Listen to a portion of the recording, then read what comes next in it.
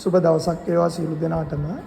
6 ශ්‍රේණියට අදාළ ද්‍රව පරිමාව මනින උපකරණය පිළිබඳව අද ඔයගොල්ලන්ට මම කියලා දෙන්න හදන්නේ. මේ ඔබට පේනවා මේ උපකරණය. මේ උපකරණය තමයි මිනුම් සරාව. එතකොට මේ මිනුම් සරාවේ පහළ සිට ඉහළට තමයි ද්‍රව පරිමාව ක්‍රමාංකනය කරලා තියෙන්නේ. ඔයගොල්ලන්ට පේනවා මේ මිනුම් සරාවේ උපරිම අපිට ද්‍රව මිලිලීටර් 100ක් මැනගන්න පුළුවන්. හරි. දැන් මම ඔයගොල්ලන්ට කියලා දෙන්නම්.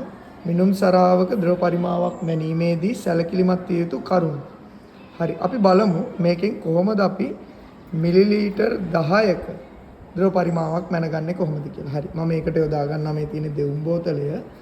දෙවුම් බෝතලයෙන් මම මේකට ද්‍රව දානවා. ද්‍රව දැමීමේදී අපි සැලකිලිමත් වෙන්න ඕනේ. මේ ඔබට පේනවා මේ ඇස් මට්ටමේදී මේක බැලුවාම මේ ද්‍රව මාවකය.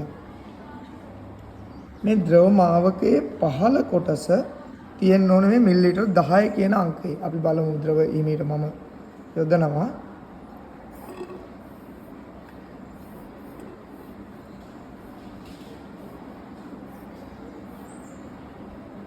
දැන් ඔයගොල්ලන්ට පේනවා මේ ද්‍රව මාවකයේ පහළ කොටස තියෙන්නේ මිලිලීටර් 10. ඒතර මේ ඇස් මට්ටමින් තමයි නිරීක්ෂණය කරන්නේ.